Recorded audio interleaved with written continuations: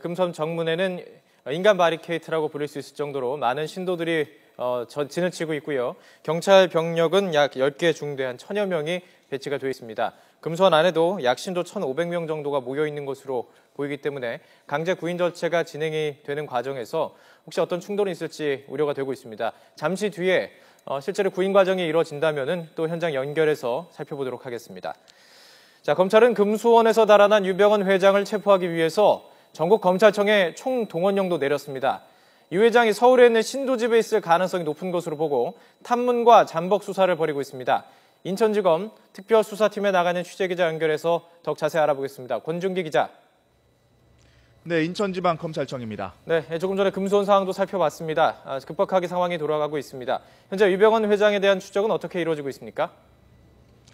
네, 검찰은 유병헌 회장이 숨어있을 가능성이 높아 보이는 구원파 핵심 신도들의 집을 중심으로 수색 작업을 이어가고 있습니다. 유 회장이 73살의 고령인 점으로 미뤄 금수원에서 멀지 않은 수도권에 은신했을 가능성이 높은 것으로 보고 있지만 다른 지방으로 잠적했을 가능성도 배제하지는 않고 있습니다. 이에 따라 인천지검 특별수사팀뿐만 아니라 전국 검찰청의 검거 인력을 총동원하고 있습니다. 특수부와 강력부 수사관을 중심으로 지역별 검거반을 조직하고 경찰의 인력 지원도 받고 있습니다. 검찰은 유 회장이 수사팀의 추적을 피해 도망치고 있는 만큼 소수의 경호 요원만 데리고 움직이고 있는 것으로 보고 있습니다. 또 구원파 핵심 신도들이 유 회장의 도주를 조직적으로 돕고 있는 것으로 보고 구속된 측근들을 상대로 유 회장이 있을 만한 곳을 캐묻고 있는 것으로 알려졌습니다. 이와 함께 유 회장 부자가 쓴 것으로 의심되는 대포폰 수십 개의 통화 내역을 추적하는 작업도 벌이고 있습니다. 검찰은 현재 수사팀이 철야 근무를 하면서 24시간 상황을 체크하고 있다면서 어떤 수단을 쓰더라도 반드시 유 씨 일가를 검거할 것이라고 강조했습니다. 네, 말씀하신 것처럼 유 회장이 빠져나온 것으로 보이는데 금수원 아직 긴장감이 여전한데요. 검찰이 이렇게 강제 진입하려는 이유 어디 있습니까? 네, 검찰은 이 안성 금수원 내부를 확인해 볼 필요가 있다 이렇게 말하고 있습니다.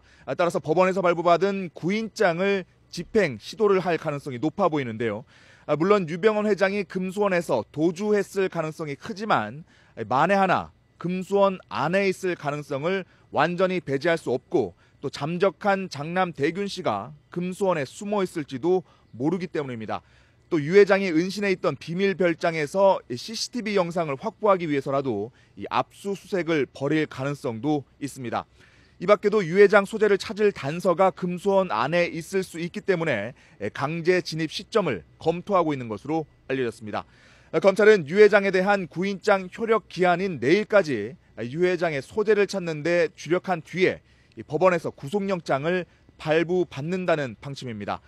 특히 도주 초반에 검거하지 못하면 수사가 장기화될 가능성이 높은 만큼 이 구인장 효력 기한 내에 유 회장 신병을 확보하겠다는 계획을 세우고 있습니다. 지금까지 인천지검에서 YTN 권윤기입니다.